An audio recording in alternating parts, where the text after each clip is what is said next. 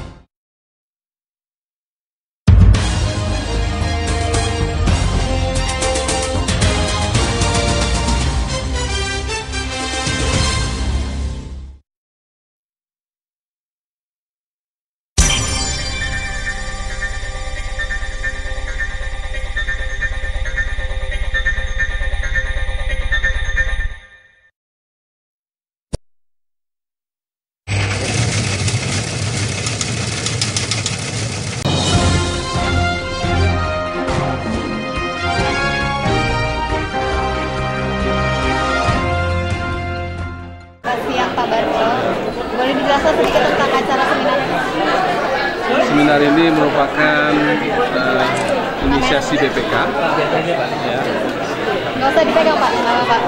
Merupakan inisiasi BPK dalam rangka sinergitas pemikiran tentang fungsi pengawasan dan pengendalian dan pemahaman kepada pihak universitas, tentu dihadiri para bupati, wali kota, serta gubernur Sulawesi Tengah dalam rangka bagaimana kita mempersiapkan diri terutama dengan semakin besarnya dana desa ke desa-desa. Yang melatar belakangnya apa sih Pak untuk mengambil tema seminar? Ya, kalau BPK ini masuk ke lembaga yang sudah increasing insight. Jadi BPK masuk ke dalam menyelami, mencoba mengambil inputan kepada bupati ya atas pelaksanaan dana desa sehingga nanti BPK bisa memberikan masukan-masukan polisi terhadap bagaimana pengendalian dana desa yang semakin besar ke daerah. Kalau untuk pengendaliannya sendiri dari BPK seperti apa Pak pengawasannya agar dana desa ini tidak pengendalian tentu semua sudah diatur dalam peraturan menteri, baik menteri desa maupun menteri dalam negeri. Ya, tadi juga kita undang di sini Dirjen Bina Pemerintahan Desa dalam rangka tadi menyamakan persepsi tentang pengendalian. Nah, pengendalian bagi BPK hanya melihat bagaimana mekanisme ini bisa masuk dari kas pemerintah ya ke kas daerah, ya kemudian daerah dari kabupaten kota itu mendistribusikan dengan baik sehingga hanya barangkali dengan 1 tahun ini hanya itu yang baru bisa kita lihat. Tadi kan menurut para bupati ada masalah SDM begitu ya Pak. Apakah itu juga menjadi kendala BPK untuk mengawasi atau mengaudit? Bagi BPK tidak ada kendala. Ya, yang kendala itu bagaimana pemerintahan daerah kabupaten kota itu menyiapkan diri di dalam melihat mempertanggungjawabkan dana desa tersebut karena menjadi tanggung jawab para inspektur kabupaten kota ini. Nah, jadi kalau mereka kesulitan menyiapkan sumber daya manusia, berarti pemerintah pusat juga memikirkan alokasi khusus untuk mereka untuk pengendalian ini, ya. Oke. Nah, harapannya dari digelar seminar ini apa Pak untuk para bupati BPK sekali lagi ingin masuk ke dalam menyelami apa-apa yang menjadi timbul persoalan di daerah sehingga BPK bisa mengambil keputusan yang bijak di dalam mengaudit nanti, ya. Jadi ada hal tertentu diskresi apa yang bisa kita komunikasikan supaya apa harapan pemerintah pusat ya dari nawacita ini membangun desa, membangun dari pinggir ini benar-benar terrealisir. Kalau untuk jenis auditnya nanti yang akan digunakan untuk dana desa ya, mungkin kita join audit dengan BPKP, dengan kantor akuntan publik, dengan inspektorat, tapi kalau untuk laporan keuangan tentu kita mengaudit laporan keuangan, audit keuangan. Tapi kalau kita melihat kinerja, kita dengan audit kinerja. Untuk yang laporan keuangan 2015 ini, memang dalam pemeriksaan laporan keuangan pemerintah daerah kabupaten, BPK juga akan melihat bagaimana keuangan desa ini digunakan. Ya, jadi BPK akan melakukan pemeriksaan, tapi dalam lingkup yang terbatas, bagaimana penggunaan dana desa seperti itu. Kalau untuk laporan keuangan pada tahun 2016 apakah sudah dimulai, Pak? Pemeriksaan laporan keuangan sudah kita mulai. Dan kita sudah punya strategi bagaimana dengan 70.000 sekian desa itu BPK bisa mengcover penggunaannya. Dari laporannya paling tidak kita akan. Itu selesainya kapan, Pak? Dan apakah sejauh ini sudah ada temuan-temuan dari BPK? Belum. Secara resmi pemeriksaan laporan keuangan itu kita menunggu akhir Maret setelah pemerintah daerah mau menyampaikan. Nah, sampai saat ini belum. Kita menunggu pemerintah daerah sesuai aturan akhir Maret akan menyampaikan itu. Pada saat itulah kita secara resmi baru akan melakukan pemeriksaan. Ya, jadi BPK setiap tahun memeriksa laporan keuangan pemerintah daerah. Jadi diharapkan 31 Maret ini seluruh laporan keuangan pemerintah daerah itu masuk. BPK akan menyelesaikan 31 Mei. Di dalam pemeriksaan itu kita masukkan dalam bentuk strategi tadi yang disampaikan, formulasi apa untuk melihat bentuk pertanggungjawaban sementara, karena ini kan baru tahun ini.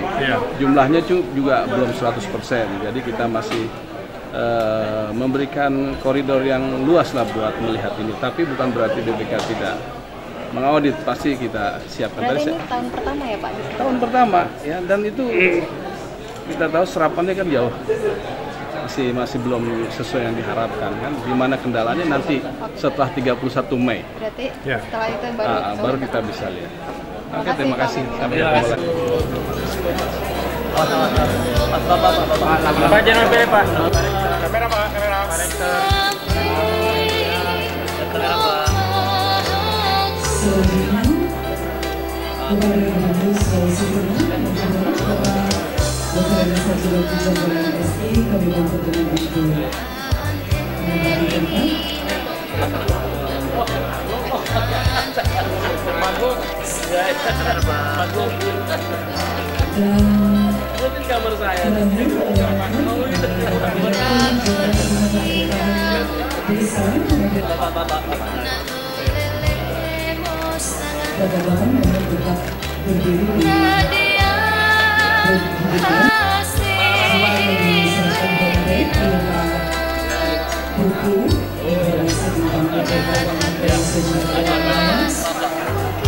Selanjutnya kepada Rektor Universitas Tadulako, Sumberana Jalan yang berisi buku dan surat kepada Indonesia dan negara dan melanjut kepada Rektor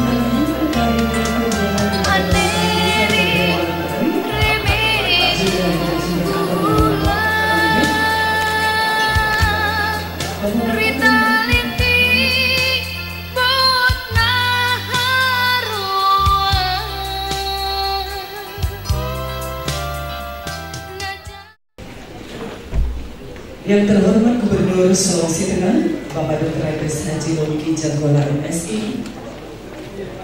Yang kami hormati Bupati dan Wali Kota se-Provinsi Sulawesi Tengah atau yang mewakili. Yang kami hormati Rektor Universitas Tadulako, Bapak Profesor Dr. Insinyur Muhammad Basir SMS. Yang kami hormati Auditor Utama Keuangan Negara 6 BPK, Bapak Syafruddin Mosi SEMM. Yang kami hormati Direktur Jenderal Bina Pemerintahan Desa Kementerian Dalam Negeri, Bapak Nata Irawan SH MSI. Yang kami hormati Kepala Perwakilan BPK Provinsi Sulawesi Tengah, Bapak Dr. Andes Muhammad Bayu Sabanta MBA.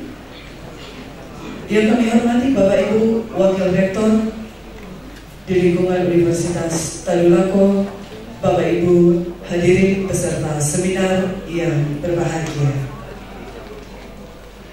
Assalamualaikum warahmatullahi wabarakatuh. Selamat pagi, salam sejahtera bagi kita sekalian.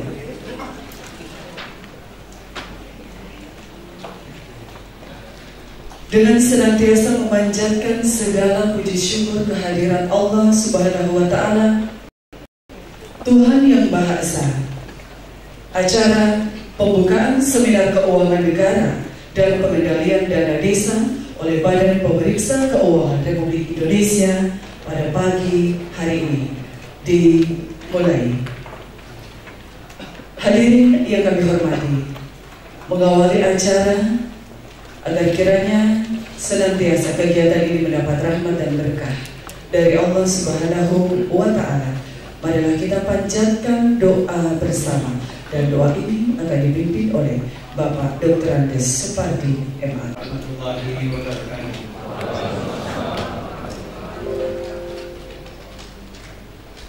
Alhamdulillahirabbil alamin. Wassalatu wassalamu ala asyrafil anbiya'i wal mursalin sayyidina Muhammadin wa ala alihi washabihi ajma'in. Allahumma ya Allah yang Maha Pengasih lagi Maha Penyayang. Pada hari ini kami berkumpul hati jujur dan disiplin dan bertanggung jawab, berani menyampaikan keyakinan dan kebenaran, sehingga seminar ini bisa menghasilkan kebenaran mutlak yang mengutamakan kepentingan bangsa dan negara di atas kepentingan pribadi. Ya Allah, perbaikilah agama kami karena ia merupakan benteng bagi urusan kami. Perbaiki dunia kami karena ia menjadi tempat hidup kami. Perbaiki akhirat kami karena ia menjadi tempat kembali kami. Jadikanlah kehidupan ini sebagai tambahan dalam setiap kebaikan, dan jadikan pula kematian sebagai kebebasan dari segala kejahatan. Ya Allah, dalam melaksanakan tugas seminar pada hari ini, bukakanlah kami pintu kebaikan, pintu berkah, pintu nikmat, pintu kesehatan dan pintu keselamatan. Hadirin yang kami hormati, selanjutnya marilah kita ikuti bersama sambutan Rektor Universitas Tadulako sekaligus membuka secara resmi Seminar Keuangan Negara dan Pengendalian Dana Desa pada pagi hari ini. Yang kami hormati Bapak Profesor Dr. Insinyur Muhammad Basir SMMS D.Sc. Bismillahirrahmanirrahim. Assalamualaikum warahmatullahi wabarakatuh. Selamat pagi, salam sejahtera bagi kita sekalian. Om Swastiastu. Yang saya banggakan, yang saya hormati Bapak Profesor Dr. Bahrullah Akbar, MBA, CMPN, selaku anggota 6 BPK Republik Indonesia. Selamat datang Prof di kampus Universitas Tadulako. Yang saya hormati Bapak Gubernur Provinsi Sulawesi Tengah, Bapak Dr. Andes Haji Luki Canggola MSI, yang juga sekaligus Ketua Kehormatan Dewan Penyantun Universitas Tadulako. Yang saya hormati Bapak Safrul Mosi SEMM selaku Auditor Utama Badan Pemeriksa Keuangan Republik Indonesia. Yang saya hormati Bapak Ahmad Jajuli SEMMSI selaku tenaga ahli pada BPK anggota 6 Badan Pemeriksa Keuangan Republik Indonesia. Yang saya hormati Bapak Direktur Jenderal Bina Pemerintahan Desa Kementerian Dalam Negeri Republik Indonesia. Yang saya hormati Bapak Muhammad Bayu Sabarta MBA, Kepala Perwakilan BPK Provinsi Sulawesi Tengah. Yang kami hormati, yang kami banggakan Bapak Kepala Daerah, Wali Kota, Bupati yang sempat hadir. Yang saya hormati Bapak-bapak, ibu-ibu, kepala SKPD se-Provinsi Sulawesi Tengah yang sempat hadir, para wakil rektor, ketua Dewan Pertimbangan, ketua Satuan Pengawasan Intern, ketua Senat, para dosen, mahasiswa peserta seminar yang berbahagia. Alhamdulillah, puji syukur kita panjatkan kepada Allah Subhanahu wa Ta'ala. Di pagi hari ini Allah masih memberikan berkah dan rahmatnya kepada kita sekalian, sehingga bisa hadir di ruangan media center untuk dan dalam rangka mengikuti seminar yang digelar oleh Badan Pemeriksa Keuangan bekerja sama dengan Universitas Darul Laku. Salam dan salawat juga kita kirimkan kepada junjungan Nabi besar Muhammad Sallallahu Alaihi Wasallam, para keluarga, sahabat dan kita sekalian. Mewakili keluarga besar Universitas Darul Laku, kami ingin menyampaikan ucapan terima kasih yang sedalam-dalamnya kepada pimpinan Badan Pemeriksa Keuangan Republik Indonesia melalui Bapak anggota 6 BPK dan juga adalah sosok dari kampus, sehingga beliau ini bukan orang asing di dunia perguruan tinggi, dan pelibatan Universitas Darul Laku adalah sebuah kehormatan bagi kami. Dan ini adalah untuk yang keempat kalinya Badan Pemeriksa Keuangan hadir di Media Center dan di ruangan yang sama. Sekali lagi terima kasih atas semuanya. Besok masyarakat dunia akan menyaksikan gerhana matahari total, dan Palu menjadi salah satu destinasi utama di Indonesia. Menurut para ahli, gerhana matahari ini bersatunya dan beradanya pada satu titik antara matahari, bulan, dan bumi. Dan sebelum datang gerhana matahari, hari ini juga terjadi gerhana sosioantropologis, yaitu bersatunya BPK, Universitas Darul Laku, pemerintah daerah, dan masyarakat. Karena hari ini berada pada satu titik niat yang baik, bahwa dalam pelaksanaan auditing itu untuk sebesar-besarnya kemakmuran masyarakat. Bapak Ibu sekalian kami hormati, kami berharap Pak Gubernur yang membuka, tapi ternyata beliau adalah pemateri, jadi diamanahkan ke saya untuk membuka. Dan saya tidak panjang lebar pengantarnya, hanya ingin mengatakan sekali lagi selamat datang di kampus Universitas Darul Laku, dan kami memohon maaf yang sedalam-dalamnya karena ada sedikit situasi yang sedikit mengganggu suasana proses keluar masuk di kampus ini, tapi itu juga adalah bagian dari dinamika. Kami telah berupaya sampai larut malam dan malam mengunjungi keluarga besar di masyarakat Tondo, anak-anakku yang ada di rumah sakit. Kami telah sampaikan kepada rumah sakit, jangan tagih mereka, tagih kepada kami agar mereka cukup menanggung beban apa yang diderita atas insiden yang kita tidak harapkan. Insya Allah semua peristiwa selalu ada hikmah di baliknya, dan satu di antaranya itu bahwa di antara mereka akan melakukan koreksi diri masing-masing. Sekali lagi mohon maaf dan terima kasih yang setulus-tulusnya. Mudah-mudahan dua gerhana yang terjadi ini, hari ini dan besok, akan menjadi nilai tambah bagi kehidupan masyarakat Indonesia, khususnya masyarakat Sulawesi Tengah. Dan dengan mengucapkan Bismillahirrahmanirrahim, seminar keuangan negara dan pengendalian dana desa dengan resmi kami nyatakan dibuka. Demikian, mohon maaf bila taufiq wal hidayah. Wassalamualaikum warahmatullahi wabarakatuh dan selamat berseminar.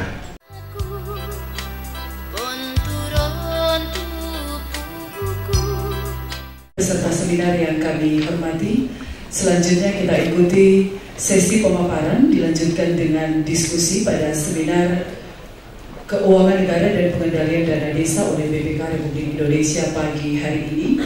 Dan sesi ini akan dipandu oleh tenaga ahli BPK yang kami hormati Bapak Ahmad Jajuli, SEMM MSI. Disilakan. Assalamualaikum warahmatullahi wabarakatuh. Alhamdulillah hari ini kita bisa silaturahim. Semoga silaturahim itu bukan hanya menambah rezeki, tapi bisa memperpanjang umur. Amin. Saya coba meng-highlight apa yang Pak Rektor katakan, karena sosioantropologis ya.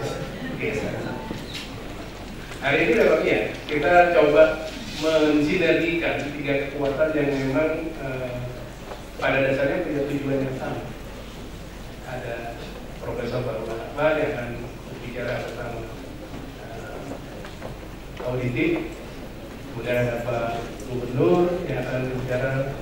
dari sektor pelaksana dan juga regulator penata hilang. Baik, untuk menyikapi waktu, saya akan mengundang para narasumber hari ini untuk terutama dalam hal yang bersifat akuntabel dan transparansi mengenai dana desa. Bahkan beberapa pengamat sudah mensinyalir bahwa suatu saat akan banyak sekali kepala desa yang bermasalah dengan pengelolaan keuangan dana desa. Dan di sini kita mencoba memberikan pencerahan agar kekhawatiran-kekhawatiran tersebut bisa kita atasi dengan baik, sehingga tujuan membangun dari desa dan pikiran yang menjadi nawacita ketika Bapak Jokowi itu bisa kita laksanakan dengan baik. Baiklah, untuk menyingkat waktu, kami persilakan Profesor Nurul Akbar. Assalamualaikum warahmatullahi wabarakatuh. Saya hormati Pak Basir, Pak Gubernur, senior saya Pak Nata Pak Haridin, Pak Bupati, Pak Bupati, dan tentunya yang saya cintai para mahasiswa.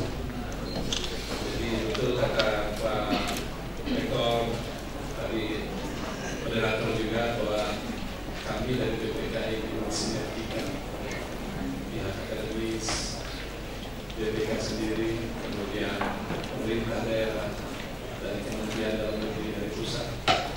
Dan saya ingin mengajak beberapa mahasiswa yang tertarik dengan kajian keuangan negara, barangkali ke depan kita sangat membuka sekali untuk bisa eksplorasi buat para mahasiswa. Saya mulai barangkali ini yang 16 tahun sejak era reformasi, sebenarnya apa sih filosofi dari reformasi? Coba kita lihat supaya masing-masing pihak bisa secara proporsional, baik secara regulasi, implementasi maupun penanggung-jawaban. Kesempatan ini saya ingin memberikan gambaran tentang keuangan negara, kaitannya dengan pemerintah daerah dan juga dengan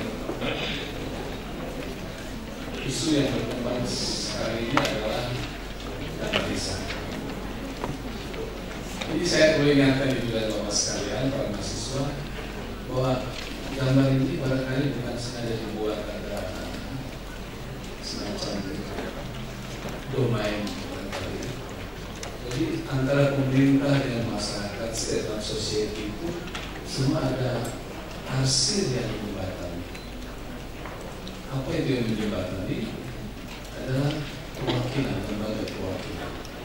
Apakah itu DPRD, DPR maupun DPD. Di situ juga ada juga hasil yang kita bisa representasikan. Ini terkadang lebih dahsyat daripada DPR, DPRD. LSM, yang kemudian pers. Jadi interaksi antara masyarakat dan pemerintah kita harus dari sisi yang saling menguntungkan. Tujuannya apa? Tujuan negara kita ya untuk sebesar-besarnya kemakmuran rakyat. Kemudian juga dari private sector. Private sector ini yang paling persoalan adalah para kontraktor. Kalau sudah pergeseran dengan pemerintah, nah mulai sekarang harus kita hati-hati. Ya, bagaimana lawan yang baik. Kalau kemarin Joko Panglima itu menemukan proxy war itu antara lain peran private sector ini mempengaruhi negara. Ya. Jadi gambar ini mempunyai nilai buat kita. Ada filosofi yang mendasari kehidupan kita di dalam pemerintahan. Kemudian juga Ibu dan Bapak, kenapa BPK harus datang ke kampus? Dan saya senang sekali bahwa Kadulapo sangat terbuka dan sangat hangat buat BPK. Karena saya kasih gambar berikut ini, bagaimana suatu lembaga keuangan, lembaga pengawasan itu membangun konsep di dalam mendorong. Peran BPK itu mendorong transparansi dan akuntabilitas. Transparansi dan akuntabilitas itu adalah elemen daripada good governance. Kalau saya boleh menambahkan buat para direktur, responsif. Ya. Saya mohon maaf Pak Gubernur, melihat pinggir pantai ini kayaknya negara belum hadir, pemerintah daerah belum hadir, masih kumuh. Jadi barangkali nanti bisa sehingga lebih indah lagi dengan banyak turis yang datang, walaupun turis yang mungkin kebanyakan bukan turis sembarangan. Jadi kalau kita lihat di Undang-Undang ini peran BPK. Peran BPK di mana? Dari Ibu dan Bapak bisa komunikasi terutama dengan kepala perwakilan. Peran BPK kalau pertama-tama yang diharapkan adalah about combating corruption. Saya tidak mengatakan kalau Ibu dan Bapak mau eksplorasi tentang data-data di BPK, hampir 60% aparat penegak hukum dari KPK, kepolisian maupun kejaksaan, 60% data awalnya dari Badan Pemeriksa. Kemudian enhancing, mendorong transparansi, assuring accountability, ya, menjamin akuntabilitas, kemudian 4E, enhancing 3E,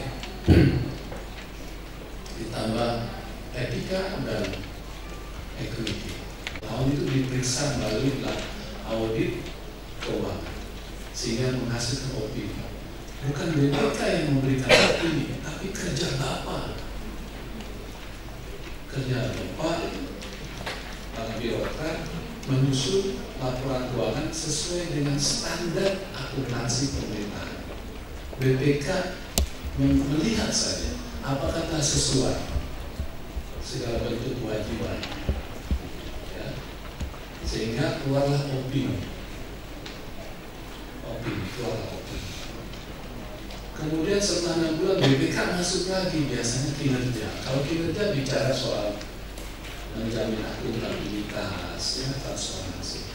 Dan sekali lagi saya sampaikan para bupati, para SKPD, bahwa BPK itu mendorong transparansi, itu misinya.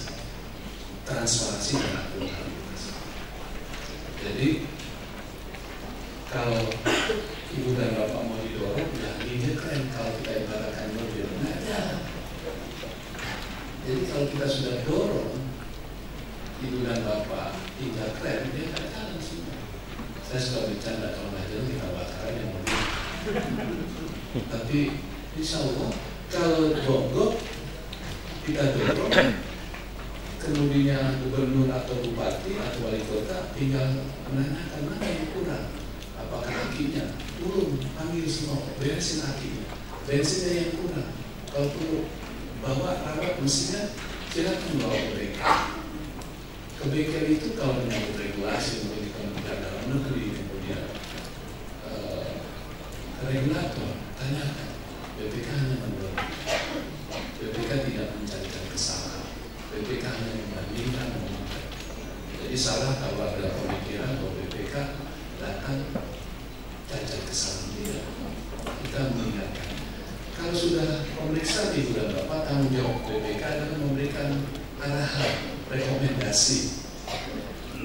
Rekomendasi itu ini tadi, increasing insight, masuk dari dalam. Jadi kalau Ibu dan Bapak filosofi auditor itu masuk jadi murid yang baik, bertanya sana sini kepada yang diperiksa, keluar memberikan jadi guru yang baik, memberikan rekomendasi, mengarahkan action plan. Jadi Ibu dan Bapak jangan lupa tindak lanjut itu harus segera dilakukan karena itu masukan, increasing insight. Tapi kalau BPK memberikan pendapat setiap tahun menyampaikan ikhtisar hasil pemeriksaan kepada pemerintah pusat, kepada DPR, DPD, itu fasilitatif foresight, memberikan masukan kepada presiden, kepada gubernur, supaya ada hal yang lebih baik. Ini peran BPK. Ibu dan Bapak sekalian, saya lanjut, mungkin BPK itu ada 9 pimpinan, ketua dan wakil ketua, ya, barangkali. Nah, saya bilang tadi, saya katakan BPK adalah mendorong terwujudnya tata kelola, ya, mendorong. Kemudian Kemudian memeriksa pengelolaan tanggung jawab keuangan negara, memeriksa setiap tahun apakah itu audit laporan keuangan, audit dengan tujuan tertentu maupun audit kinerja. Ya, kemudian yang kedua, BPK memberikan pendapat. Ini fasilitatif proses. Sejauh ini BPK telah memberikan pendapat kepada Presiden sebanyak 8 pendapat.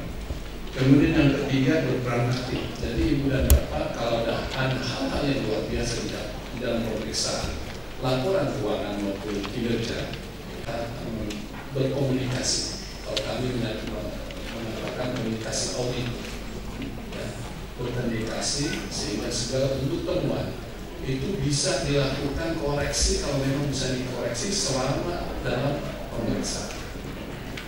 Saya hanya menyampaikan ada suatu kasus ini BPK didorong terus di image sejelek mungkin atau BPK tidak kapabel. Terakhir kemarin 2 hari yang lalu tentang akuntabilitas BPK dipertanyakan dalam kasus rumah sakit jiwa di Bogor.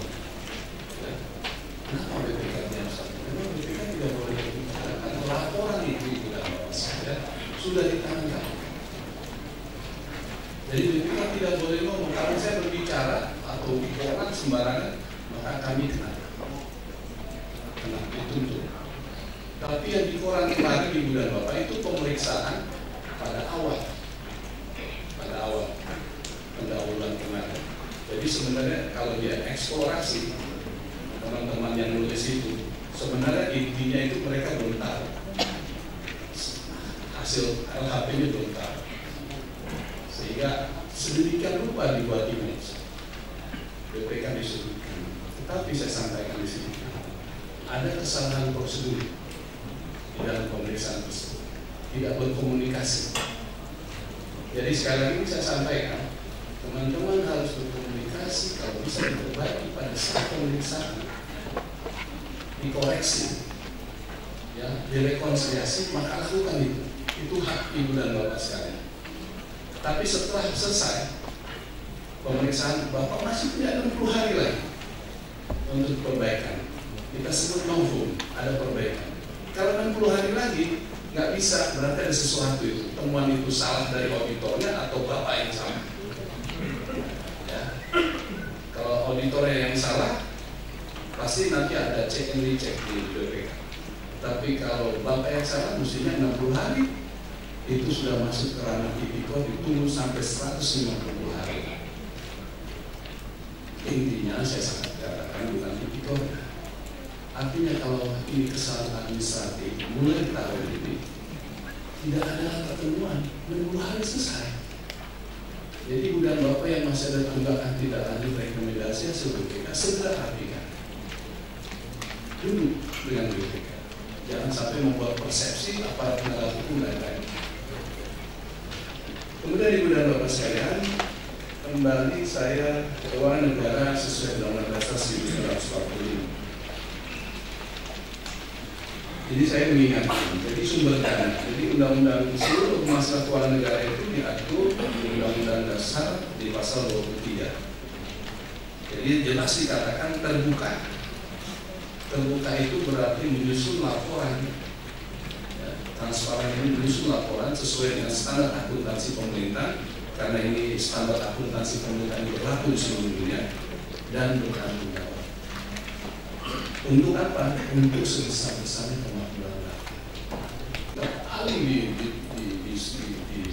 disudutkan terus. Tapi di satu sisi kita dikasih juga gula-gula. Ya, gula-gula itu indeks persepsi kebahagiaan. Jadi orang Indonesia itu paling nomor 3 bahagia di dunia. Kalau dikit-dikit sebetulnya juga bahagia. Kita punya duit, nggak punya duit, ya happy aja. Kerja nggak kerja, tinggal nongkrong di tikungan gitu kan nggak sebetulnya. Tapi relatif. Tapi indeks persepsi korupsi luar biasa. Tapi kalau nanti saya gambarkan berapa jumlah uang, saya rasa kita bukan bangsa yang korup. Kita barangkali bangsa yang tidak memanage uang dengan baik dan benar. tidak memanage baik uang negara dengan baik dan benar. Ya. Jadi ini filosofi kita. Kemudian lanjut. Tadi kenapa keuangan negara interchangeable artinya dengan keuangan negara? Ini saya kasih dashboard keuangan negara. Coba dashboard keuangan negara. Ini yang jarang pemerintah lakukan. Bahwa instrumen fiskal kita itu begitu besar. Tapi orang hanya berpikir tentang APBN, pengertian belanja negara dalam arti sempit. Kita lihat di sini keuangan negara itu tahun 2015 in total itu 3.800,807 triliun. Ya, kita lihat pemerintah pusat 2.000 triliun APBN. Kemudian ditransfer ke Pemda dalam bentuk transfer daerah dalam bentuk BPH, DAK, DAU, itu hampir mencapai 827,3 triliun. Pemerintah daerah cuma bisa cari uang melalui PAD itu 180,3 triliun. Ada satu hal yang menjadi persoalan yang selalu saya ini Pak Rektor, Ibu, teman-teman yang berminat untuk meneliti tentang BUMN. BUMN itu diganggu terus ini. Ya. Tahun lalu saya berhadapan dengan Kementerian BUMN, mereka minta agar BUMN itu keluar dari ranah keuangan negara. Jadi waktu ketua BPK waktu itu Pak Samsi bilang, ini kok aneh nih para direksi ini ya. Dikasih mobil angkot, disuruh mengendarai, store karga, ya, terus dia mau bawa SNK-nya dia bawa karga. Coba ya, capek kopetnya 1.587 triliun, tapi nggak pernah masuk dalam rencana negara. Makanya saya mengatakan ini harus dipikirkan. Ya, ini harus dipikirkan. Dan larinya semua ke arah barat tidak penting, termasuk ke Sulawesi Tengah juga. Jadi negara harus memperhatikan ini dan sebetulnya. Jadi Ibu dan Bapak sekalian, ini yang saya ingin sampaikan ke Ibu dan Bapak, bagaimana keadilan barangkali. Ya, bisa misalnya, saya kasih contoh. PDRB dan pertumbuhan ekonomi Sulawesi Tengah. PDB nasional itu 9,8 triliun. 9.000 triliun, sorry, 9.000 bukan 9, pada 2013 ini saya contohnya. PDRB Sulawesi Tengah 80 triliun, atau hanya 0,99% dari PDB nasional. Biasanya saya kombinasikan ini Pak Gubernur dengan indeks pembangunan manusia biasanya nih. Ya. Artinya apa? Bahwa nilai uang yang beredar di Sulawesi Tengah itu hanya 1%. Bagaimana bisa bangun pantai ya Pak Gubernur? Bagaimana bisa membangun? Saya baru dari Dubai Pak Gubernur. Dubai itu sehingga inspirasi saya. Dubai itu direklamasi. Ini reklamasi kan jadi persoalan LSM, bukan persoalan bagaimana mensejahterakan rakyat, baik di Tanjung Benoa maupun di Jakarta. Kalau di Jakarta semua tutup mata, ya, tutup mata. Pemerintah tutup mata, semua tutup mata walaupun melanggar undang-undang. Kenapa nggak dilepas saja? Karena waktu saya ke Dubai yang pertama itu, semua jalan disiapkan oleh negara, sehingga tinggal gedung-gedung teman. Dan sekarang di Tanjung di Teluk Jakarta diam-diam aja atau mahal saja dijual oleh swasta. Negara atau kena beban pemeliharaan. Ya. Itu satu. Yang kedua, kayaknya lebih sejuk di Palu nih Pak Gubernur dibandingkan di Dubai. Tapi di Dubai itu banyak pohon-pohon yang disiram melalui selang-selang, selang air. Gitu. Jadi ada miracle garden di sana. Nanti teman-teman masa di Google miracle garden itu. Jadi kenapa nggak di Palu juga bisa adem ya?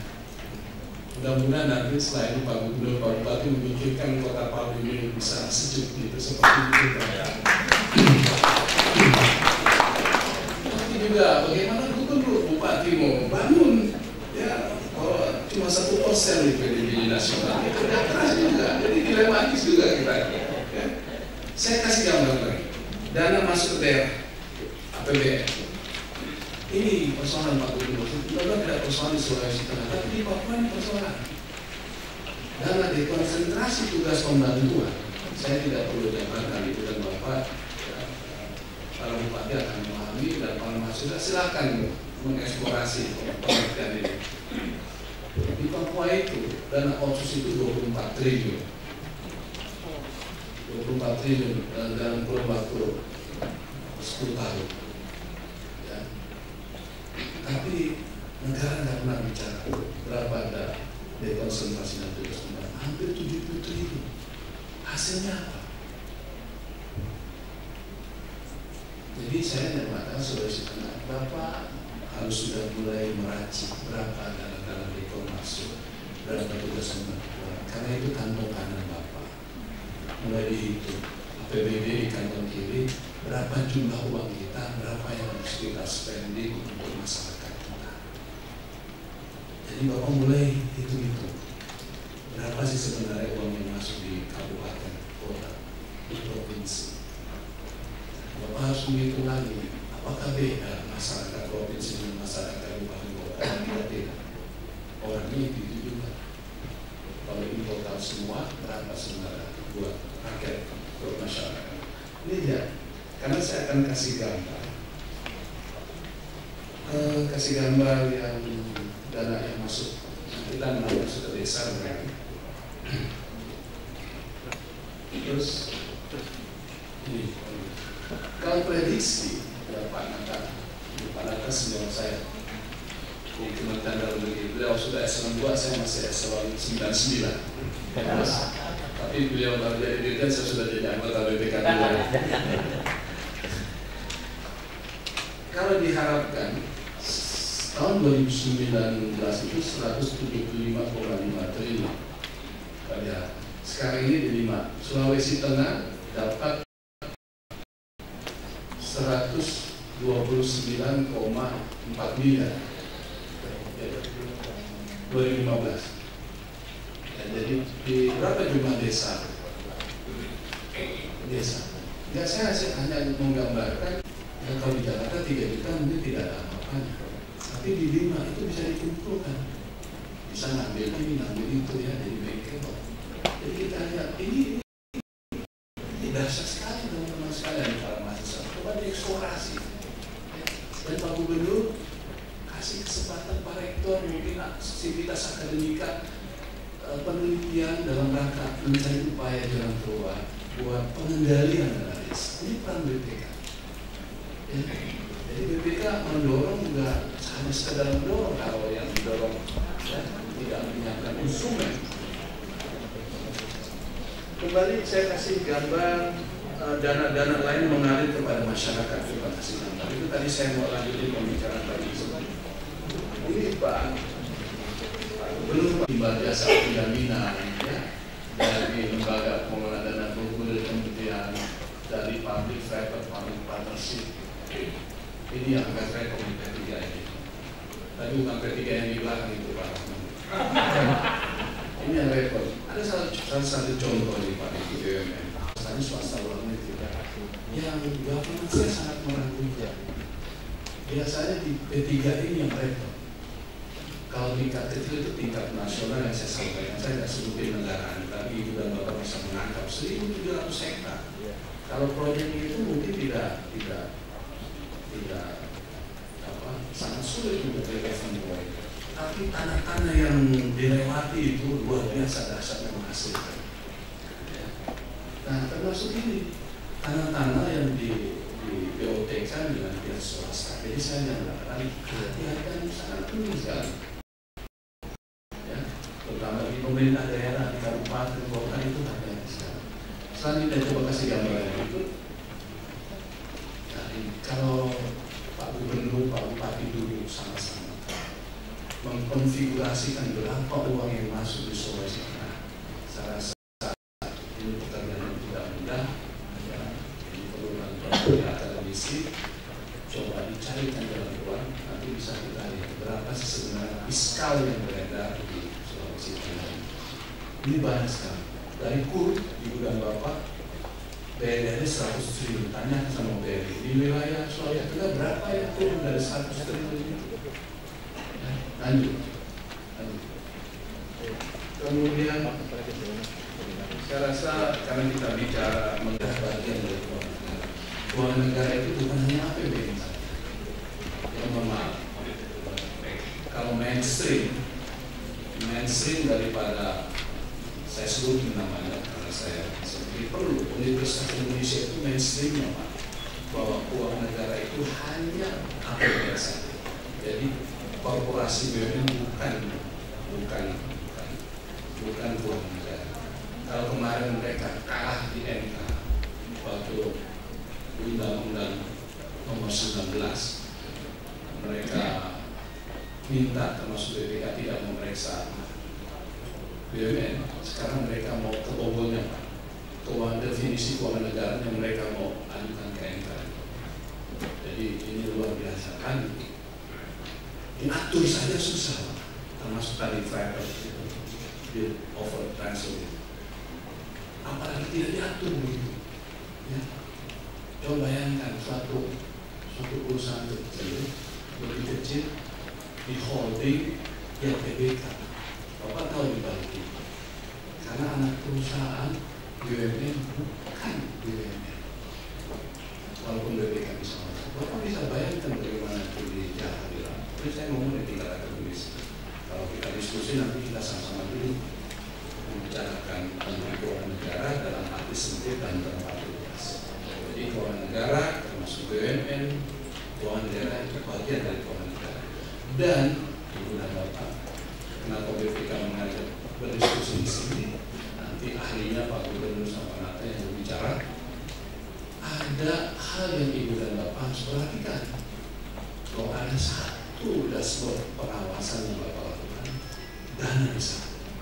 Kalau Bapak tidak lakukan dari sekarang, itu akan membawa susah, ya, membawa persoalan bagi kita semua.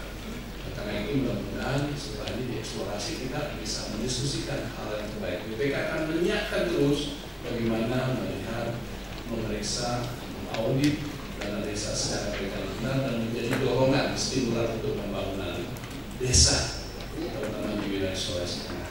Demikian laporan saya secara singkat mudah-mudahan. Lebih kurangnya saya mohon maaf. Assalamualaikum warahmatullahi wabarakatuh.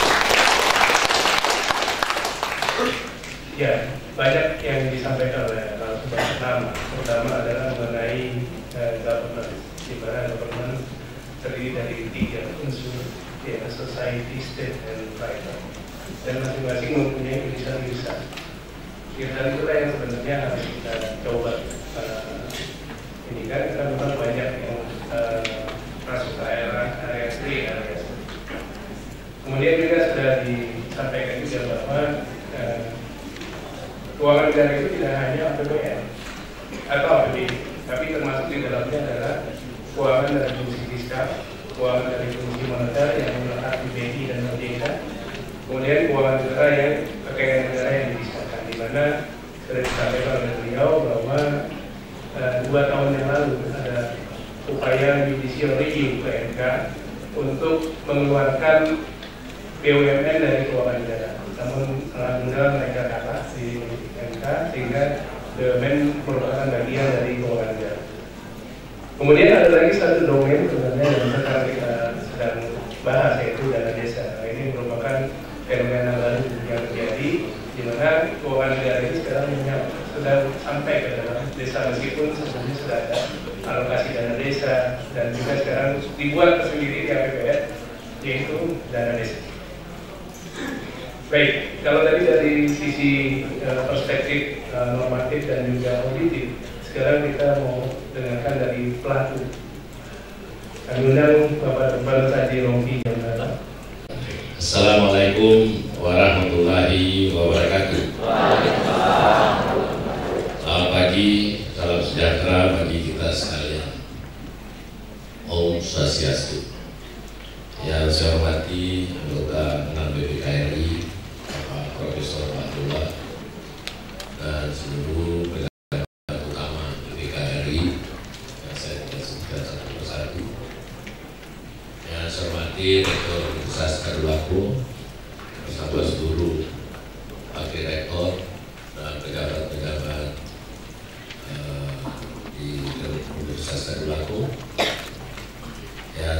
hormati Dirjen Bina Pemerintah Desa Kemendagri Pak Dr. Lesnana, dan yang saya hormati senior saya Pak mantan Sekda Provinsi Pak Sadiono, jadi sekarang jadi tenaga ahli di Kemendagri.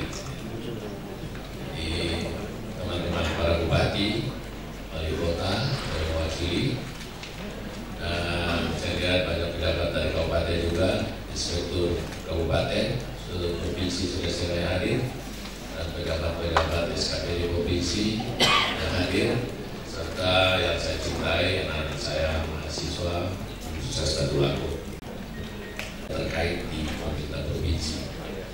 Karena desa langsung dari rekening kas negara ke rekening kas daerah kabupaten berdasarkan peraturan bupati. Itu yang ada di dalam praktek pelaksanaannya. Jadi, namun demikian tidak berarti pemerintah provinsi tidak tahu masalahnya. Ini berkat koordinasi pembinaan yang kami lakukan selama ini, sehingga apapun yang terjadi di kabupaten, kota, sampai di pemerintah desa itu pasti kami juga tahu masalahnya. Inilah barangkali yang saya ingin gambarkan.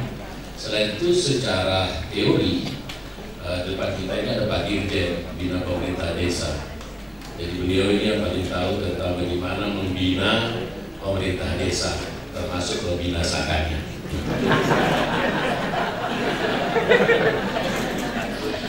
Ya, kan kemarin hampir binasa pemerintah desa karena adanya Kepres nomor 12 tentang terbentuk pemerintah Kementerian Desa, Daerah Tertinggal dan Transmigrasi. Jadi sebagian tugas-tugas dari Dirjen Pemerintah Desa diambil ke Kementerian Desa dan Transmigrasi. Betul ya Pak Dirjen ya? Nanti beliau yang akan menjelaskan lebih rinci karena itu wilayahnya beliau. Jadi saya ada bercerita tentang bagaimana implementasi praktek dana desa itu masuk sampai di tingkat desa dan apa untung ruginya. Karena saya lihat di sini masih banyak yang hadir, hampir mayoritas mahasiswa. Mungkin saya sedikit kasih apa itu dana desa sebenarnya. Jadi mungkin biar adik-adik tahu yang maksud ada dana desa itu seperti apa, binatangnya seperti apa. Bukan bermaksud saya memberikan kuliah, tapi sekedar memberikan sedikit arti apa itu dana desa yang digelontorkan oleh pemerintah melalui pemerintahan Jokowi. Jadi dana desa ini mulainya, dana desa ini dimulainya di zaman pemerintahan Jokowi. Dan ini lahir karena ada program prioritas Bapak Presiden Jokowi dan Yusuf Kala, yaitu melalui nawacitanya. Di dalam salah satu nawacita itu ada di dalamnya adalah pembangunan Indonesia melalui dari pinggiran, di mana pembangunan yang dimaksud dari pinggiran itu adalah memperkuat pembangunan daerah-daerah dan pembangunan desa. Nah itulah kira-kira sehingga lahirlah ada dana desa. Nah dana desa ini sebenarnya adalah bersumber dari APBN dari rekening kas negara yang tadi saya sudah ceritakan secara makro, dari rekening kas negara masuk ke rekening kas daerah dan selanjutnya dari rekening kas daerah kabupaten langsung ke rekening kas desa. Ya itu seperti itu mekanismenya. Jadi saya pikir, nah kemudian ini ditransfer sudah seperti itu APBD. Tapi yang desa tergolong maju ada 15, ada kurang lebih 0,83%. Yang berkembang ini ada 508, 28,1%. Dan tertinggal ada 1084, kurang lebih 59%. Masih mayoritas terdiri dari desa-desa tertinggal. Ini berdasarkan indeks desa membangun 2015 dari yang dilansir oleh Kementerian mewakili Kementerian Desa dan Daerah Tertinggal. Dari tugas pokok memang saya gubernur adalah wakil dari pemerintah pusat, khususnya Menteri Desa Tertinggal. Jadi saya bicara sama beliau. Lanjut, biar gak ngantuk ya. Nah, dasar hukum pengelolaan dana desa ada beberapa undang-undang, khususnya undang-undang pokoknya itu Undang-Undang Nomor 6 Tahun 2014 tentang desa. Kemudian ada peraturan pemerintah 60 dari tentang pelaksanaan Undang-Undang Nomor 6 dan beberapa PP lain, ada Permendagri lanjut dan ada Permendesa. Jadi ini sudah betul-betul sudah dilindungi dengan payung hukum baik berdasarkan undang-undang, peraturan pemerintah, peraturan Menteri Dalam Negeri, dan peraturan Menteri Desa dan lain-lain. Nah inilah, ada terakhir adalah SKB antara Mendagri, Menko, dan Mendesa. Ini tentang percepatan penyaluran, pengelolaan, dan penggunaan dana desa tahun 2015. Dan ini SKB ini ada ceritanya juga ya. Penyaluran, pencairan dana Triwulan 2, ya, Triwulan 2 dan serapan dana. Sehingga lahirlah SKB 3 Menteri. Lanjut. Nah, 2 prinsip penggunaan dana desa ini ada, yaitu penggunaan dana desa berdasarkan Permen Desa. Nah ini saya mewakili Permen Desa, Peraturan Menteri Desa Nomor 5 tahun 15 tentang penetapan prioritas penggunaan dana desa. Nah 3. Lanjut. Ini sama juga, ini prinsip penggunaan dana desa. Ada prioritas kebutuhan masyarakat sesuai tipologi desa, tipe-tipe desa yang tadi sudah disebutkan. Ada desa sangat terpencil, desa-desa maju, desa-desa dan desa mandiri. Jadi ini tipologi desa. Lanjut.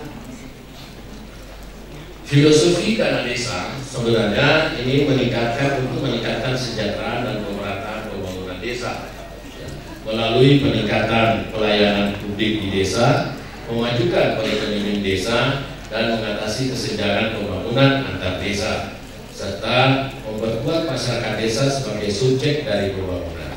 Nah ini di sini yang paling utama adalah bagaimana mengatasi kesenjangan pembangunan antar desa. Karena kita tahu, saya yakin dan percaya kita semua bisa melihat langsung di lapangan antar desa satu dengan desa lain itu berbeda. Ya, berbeda dia punya kualitas manusianya, berbeda dengan apa yang sudah dibangun, dan bagaimana struktur dan faktor-faktor kesulitan yang ada di desa itu.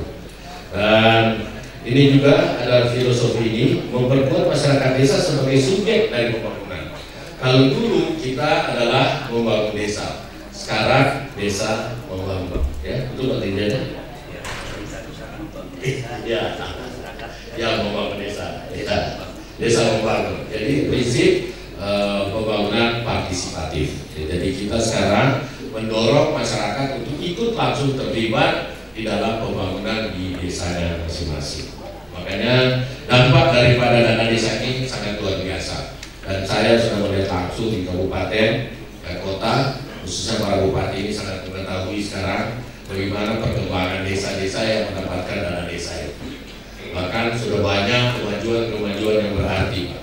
Tapi kadang-kadang juga banyak yang janggal-janggal yang kita lihat terpaksa terjadi di desa.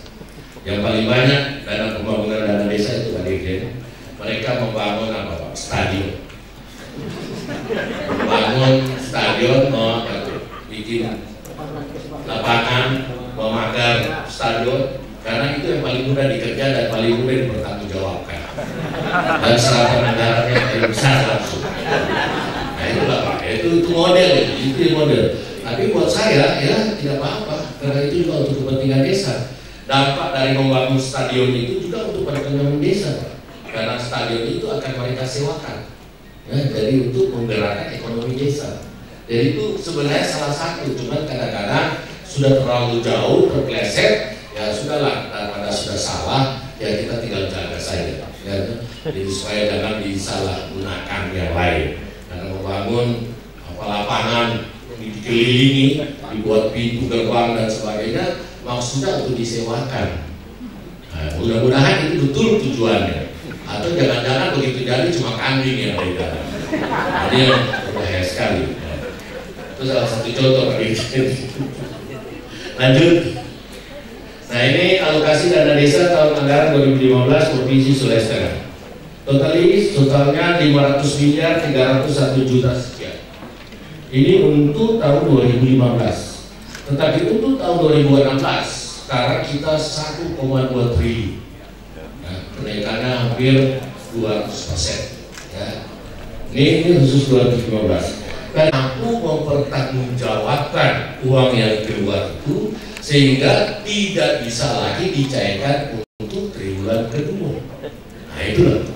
Nah, tentu kita sudah bisa paham kenapa dia tidak mampu mempertanggungjawabkan dana triwulan 1, ya karena itu tadi kualitas sumber daya manusia yang ada di pemerintah desa yang masih sangat lemah, kualitas sumber daya manusia yang ada di desa itu juga sangat lemah, kemudian kualitas dari pengelola dan pelaksana program itu juga sangat lemah. Akibatnya ya, karena semua lemah, pekerjaan tidak bisa dipertanggungjawabkan. Nah, mudah-mudahan lah nanti kalau nanti di dalam proses monitoring evaluasi oleh BPK, ya saya yakin dan percaya banyak sekali masalah-masalah yang akan didapatkan di lapangan, khususnya di dalam proses pencairan triwulan 1 dan triwulan 2. Lanjut. Ini transfer dana desa dari rekening kas negara untuk rekening kas uang negara dan rekening kas uang daerah. Ini mekanisme transfernya, ada triwulan 1, ada triwulan 2. Kita lihat ini kalau kita sebagai contoh tadi sebagai kepulauan lagi 15 miliar triwulan 1, triwulan 2 15 miliar juga, totalnya 30 miliar. Ini tidak sesuai ini belum sepenuhnya ya. Jadi yang Anda berhasil menyelesaikan itu hanya Poso dan Toli-Toli. Ini sesuai dengan pagu barunya. Jadi itu pun juga belum bisa 100%. Tapi total lanjut. Ini transfer dana desa dari sama rekening kas daerah ke rekening kas desa. Jadi ini yang saya katakan tadi, setelah dari rekening kas negara masuk ke rekening kas daerah kabupaten, kemudian ke rekening kas desa. Ini juga langsung ditransfer. Jadi tidak ada melalui orang per orang, sehingga kita tidak perlu mencurigai. Yang pasti uang itu pasti sampai di rekening kas desa. Hanya saja sekarang pertanyaannya bagaimana pertanggungjawabannya. Itu yang perlu kita kawal, kita ikuti terus. Bahkan saya mohon mungkin ke depan ini, karena saya tahu ada mahasiswa khususnya ada PKL, ada KKN ya Pak Rektor ya. Mungkin kita akan bisa bekerja sama di dalam hal ikut mendamping secara tidak langsung, walaupun tidak di dalam artian yang di-SK-kan oleh gubernur atau oleh menteri sebagai pendamping profesional dan sebagainya. Lanjut. Nah ini persentasenya begini ya. Jadi pertama triwulan pertama 39%, triwulan kedua 31%. Ini total 70% per 31 Desember 2015. Jadi masih ada dana kami yang tertinggal di rekening kas negara kurang lebih 30%. 30% dari 500 miliar, dan silakan kurang lebih 150 miliar. Ya, tidak terpaksa tidak bisa tersalurkan. Lanjut, saya kira itu saja. Terus saja teknis. Nah, ini mekanisme penyaluran dana desa. Dari Menteri Keuangan sebagai pengguna anggaran, kemudian Direktur Dana Perimbangan sebagai kuasa pengguna anggaran, DIPA Dana Desa, ini DIPA Dana Desa berasal oleh DJA, Direktorat Jenderal Anggaran, surat keputusan penetapan rincian dana desa, kemudian SPP. Kedua lah dia dana desa yang melekat di rekening kas umum negara RKUN. Dari ini adalah proses di tingkat pusat, kemudian di proses di tingkat kabupaten, proses kabupaten didahului dengan Perda APBD kabupaten. Besaran jumlah yang dibuat oleh Pak Bupati, kemudian dana desa tahap ini oleh Bupati, rekening kas umum daerah kabupaten dibuatlah untuk sebelumlah ke rekening kas daerah, ke kas desa dibuat dulu peraturan desa ya, melalui APBD desa. Ini dibuat oleh kepala desa dan BPD ya, di desa. Lah keluarlah dana desa tahap pertama ke rekening kas desa. Pelaporan semester 1 dan semester 2. Nah, apabila di dalam pencairan rekening semester pertama tidak bisa dipertanggungjawabkan, maka pencairan rekening semester kedua itu menunggu dari pertanggungjawaban semester pertama. Nah, ini yang makanya kadang-kadang masyarakat di desa selalu bisanya menyalahkan kita, baik menyalahkan di tingkat kabupaten maupun menyalahkan di tingkat pusat. Kenapa dananya tidak cair di semester berikutnya, semester keduanya? Padahal ini semua sebenarnya karena kemampuan mereka di pemerintah desa yang tidak mampu untuk membuat pertanggungjawaban dana yang sudah keluar di semester 1 tadi. Lanjut. Nah, ini permasalahan. Ini permasalahan Pak Dirjen yang kami dapatkan di lapangan. Mudah-mudahan ini bisa sama dengan Bapak, ya. Yaitu pertama tentang pendampingan tahun anggaran 2015 dan 2016. Proses dan mekanisme rekrutmen tenaga pendamping, klasifikasi lokasi penugasan, indikator remunerasi, status tenaga profesional dan satuan kerja di provinsi, dan pedoman pelaksanaan tugas pokok dan fungsi.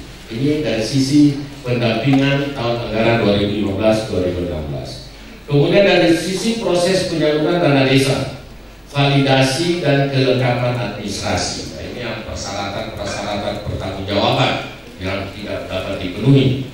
Kemudian pemahaman tentang perpajakan dan peraturan pengadaan. Ini rata-rata baik petugas aparat kita, pendamping maupun masyarakat yang belum paham tentang pajak perpajakan atau apa saja pajak yang dikenakan atas belanja atau atas biaya yang dilakukan oleh pemerintah desa. Demikian juga tentang peraturan pengadaan. Ini yang petugas kita kadang-kadang baik di desa maupun aparat desa yang belum sepenuhnya bisa menguasai karena peraturan pengadaan.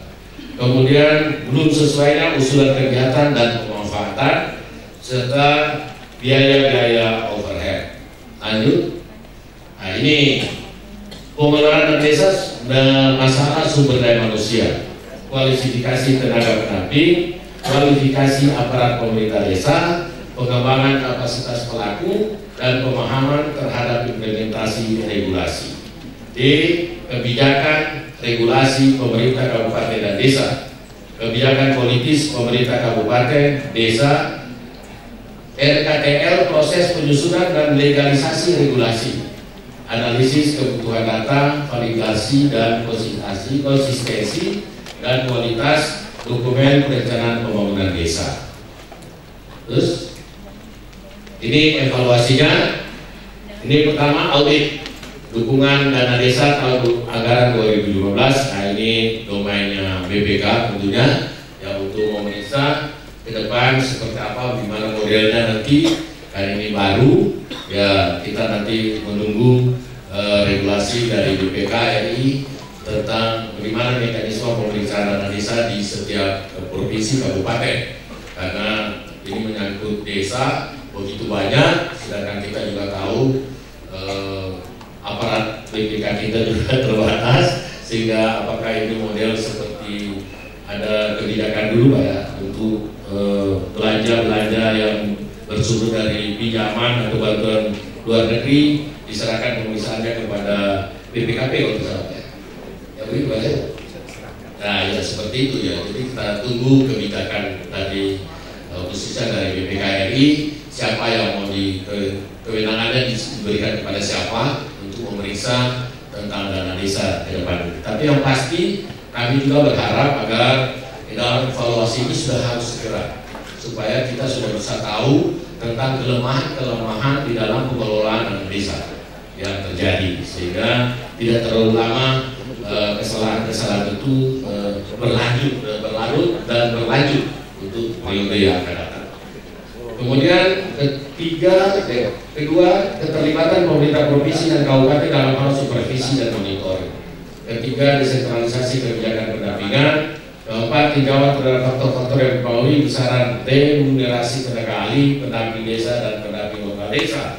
5, satu peningkatan kapasitas pegiat dana desa. Lanjut, selesai. Nah, itulah kira-kira masalah-masalah dan evaluasi yang selama ini yang kami rasakan di daerah Provinsi Sulawesi Tengah. Dan masalah-masalah dan evaluasi ini tentu kami berdasarkan laporan dari setiap kabupaten yang kami akomodir, kemudian kami pilah-pilah yang mana bisa kita sampaikan ke Kementerian Desa dan transmigrasi, yang mana yang akan kita sampaikan ke Pak Mendagri melalui Dirjen Bina Pemerintahan Desa. Dan masih ada lagi masalah-masalah lain yang sekarang sudah menjadi tren di daerah, khususnya di dalam rekrutmen tenaga pendamping dan tenaga profesional. Ini saya harap ke depan akan ada jalan keluar yang terbaik, karena saya khawatir ke depan karena tenaga-tenaga pendamping ini bukan malah yang semakin yang berprofesional, semakin ahli, tetapi akan semakin kelihatan warna-warninya. Ini yang paling berbahaya. Dan ini terus terang sudah dapat laporan itu sampai di tingkat desa. Dan ini berbahaya untuk kita di dalam menjaga keutuhan NKRI. Jadi saya pikir ini adalah tugas kita di atas. Saya akan bicara langsung dengan Menteri Desa tertiga, termasuk ke petinggi negara. Agar ini perlu dipikirkan kembali tentang kebijakan-kebijakan rekrutmen tentang tenaga pendamping, baik profesional maupun tenaga-tenaga ahli. Nah, ini adalah sangat penting buat kita yang ada di lapangan. Karena dampaknya kita yang langsung berhadapan dengan rakyat, kita yang berhadapan langsung dengan masalah-masalah yang ada di daerah kita masing-masing. Saya kira ini yang bisa saya sampaikan. Terima kasih atas kesempatannya dan mohon maaf apabila ada hal-hal yang tidak berkenan. Wabillahi taufiq wal hidayah. Wassalamualaikum warahmatullahi wabarakatuh.